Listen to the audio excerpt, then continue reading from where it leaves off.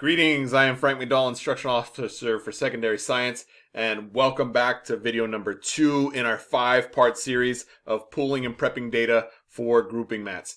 In this video, we are going to discuss editing reports in Eduphoria, so that way you can filter out information that you don't need, and then once you have filtered out that information, exporting it to a Microsoft Excel spreadsheet. So let's get started now.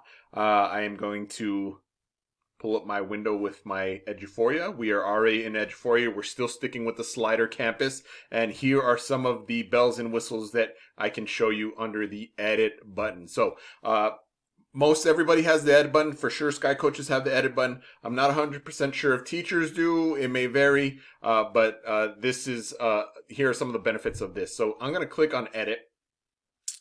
And what I'm looking at is the number of sub pops here. So when I open up edit, there are 3 tabs that I am concerned with. In the first tab, it's the test. So here we have the test. It shows us what test we are looking at. We are still looking at the 6th grade 9 weeks assessment. The next tab is columns, and the columns shows us all the columns of data that we're going to be looking at. So of course, we want all the learning standards. We have raw score, percent score, approaches, meets, and masters, and the testing campus. The testing campus may not play a role when you're pulling your data, just because you have access to your campus. You know who your campus is. So for me, this works as an IO. For you, you may not have to worry about this. And then finally, your Summarize tab. In your Summarize tab, this is where your subpopulations are housed. So here's what I'm thinking. I don't need ethnicity on my report. So I am going to click on ethnicity, and I am simply going to drag it into this left-hand area here, this left-hand column, and I drop it in there. It doesn't matter where I drop it. It will put it under the folder that it's responsible for. In this case, it's demographics, and you can see that all the subpopulation groups and more are available here under demographics. I'm going to do the same thing again. I don't need to see economic disadvantage, I've decided. So I'm going to click and drag it back over here, and it is there now. So now I only have 2 areas of subpopulations, my LEP population and my SPED population in my subpops. So I am going to update so I can show you what the report now looks like.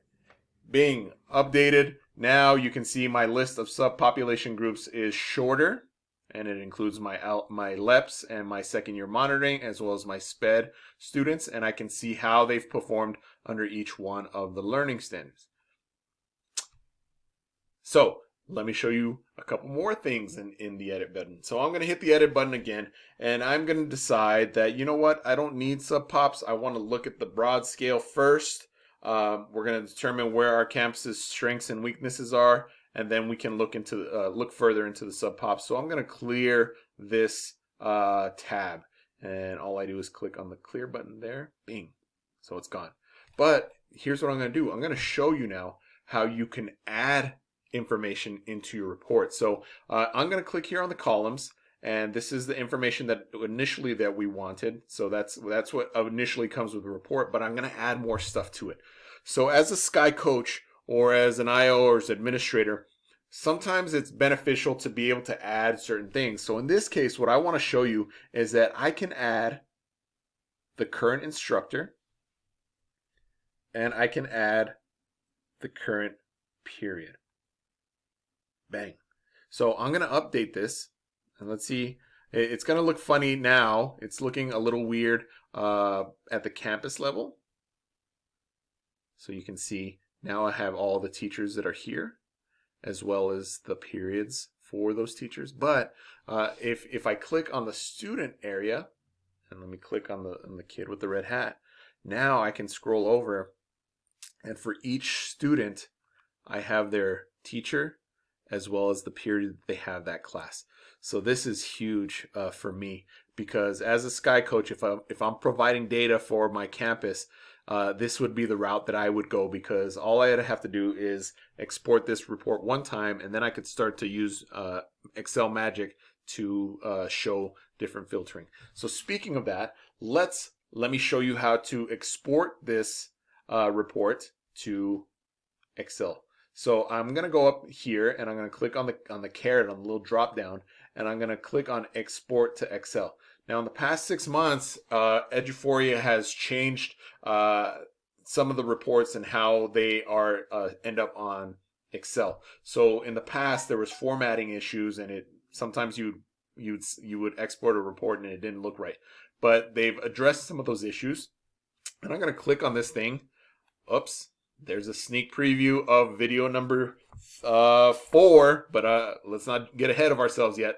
So here is the report that I just made, and I'm gonna click here because I'm gonna expand our SEs so we can see all the kids, we can see the SEs, and we can see our raw score, percent score, approaches meets masters, and then we can see all our teachers and their class periods. So this is a great thing. Now, that concludes everything I needed to cover on video number 2. Stay tuned for video number 3, where we're going to talk about changing all this data into a table. And I get a little pumped and I get a little excited about this stuff, but this is magic in my head, and I love it, and it makes me excited. So stay tuned. Come back for the video number 3.